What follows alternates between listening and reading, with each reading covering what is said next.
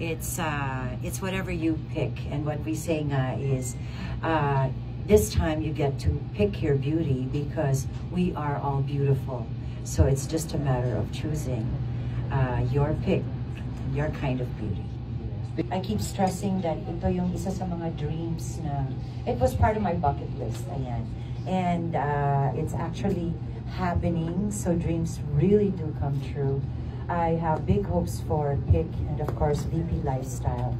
And I pray that sana po supportahan nyo at sana po magtuloy-tuloy siya. Dahil we have so many products lined up for everyone. Again, this will be available starting 12 midnight later, December 6 sa lahat po ng digital shopping, online digital shopping. Tama ba yan? TikTok, Lazada, and Shopee. On December 12, again, we are going live on TikTok for my very first time to sell sa TikTok Live. Excited ako.